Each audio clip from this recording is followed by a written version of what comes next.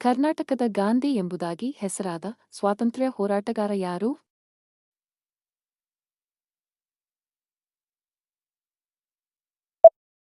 ಕರ್ನಾಟಕದ ಗಾಂಧಿ ಎಂದು ಕರೆಯಲ್ಪಡುವ ಸ್ವಾತಂತ್ರ್ಯ ಹೋರಾಟಗಾರ ಹರ್ಡೇಕರ್ ಮಂಜಪ್ಪ. ಕರ್ನಾಟಕದ ಪ್ರಥಮ ಹಿಂದುಳಿದ ವರ್ಗಗಳ ಆಯೋಗದ ಅಧ್ಯಕ್ಷರು ಯಾರು?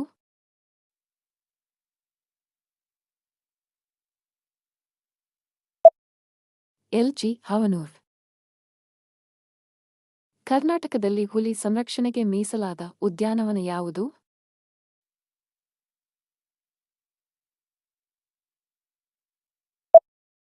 ಕರ್ನಾಟಕದ ಬಂಡೀಪುರ ರಾಷ್ಟ್ರೀಯ ಉದ್ಯಾನವನ ಮತ್ತು ನಾಗರಹೊಳೆ ರಾಷ್ಟ್ರೀಯ ಉದ್ಯಾನವನಗಳು ಹುಲಿ ಸಂರಕ್ಷಣೆಗೆ ಮೀಸಲಾಗಿವೆ. ಕರ್ನಾಟಕ ರಾಜ್ಯದ ಮೊದಲ ವಿದ್ಯುತ್ ಉತ್ಪಾದನಾ ಕೇಂದ್ರ ಯಾವುದು?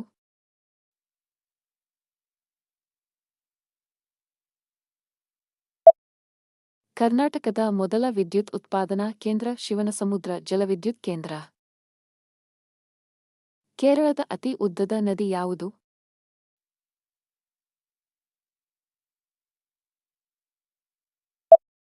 ಕೇರಳದ ಅತಿ ಉದ್ದದ ನದಿ ಪೆರಿಯಾರ್ ನದಿ. ಇದು 244 ಕಿಲೋಮೀಟರ್ ಉದ್ದವಾಗಿದೆ. ಇದು ಪಶ್ಚಿಮ ಘಟ್ಟಗಳ ಶಿವಗಿರಿ ಬೆಟ್ಟಗಳಿಂದ ಹುಟ್ಟುತ್ತದೆ ಮತ್ತು ಅರೇಬಿಯನ್ ಸಮುದ್ರಕ್ಕೆ ಸೇರುವ ಮೊದಲು ಹಲವಾರು ಪಟ್ಟಣಗಳ ಮೂಲಕ ಹರಿಯುತ್ತದೆ. ಕಥಕ್ಕಳಿಯು ಭಾರತದ ಯಾವ ರಾಜ್ಯದ ಪ್ರಸಿದ್ಧ ಶಾಸ್ತ್ರೀಯ ನೃತ್ಯವಾಗಿದೆ?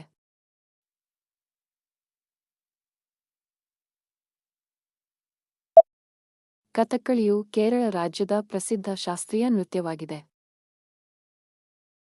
ಅಕ್ಬರ್ ಸ್ಥಾಪಿಸಿದ ಹೊಸ ಧರ್ಮ ಯಾವುದು?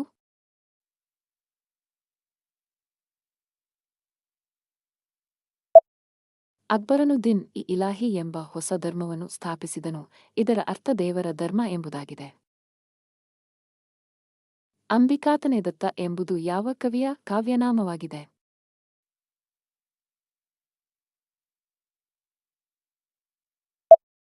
ಅಂಬಿಕಾತನೇದತ್ತ ಎಂಬುದು ದತ್ತಾತ್ರೇಯ ರಾಮಚಂದ್ರ ಬೇಂದ್ರೆಯವರ ಕಾವ್ಯನಾಮವಾಗಿದೆ.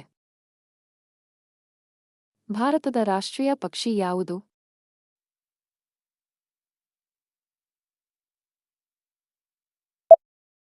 ನವಿಲು.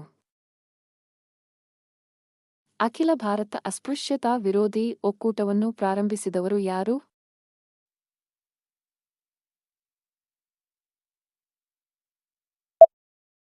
ಮಹಾತ್ಮ ಗಾಂಧಿಯವರು ಅಖಿಲ ಭಾರತ ಅಸ್ಪೃಶ್ಯತಾ ವಿರೋಧಿ ಲೀಗ್ ಅನ್ನು ಸ್ಥಾಪಿಸಿದರು.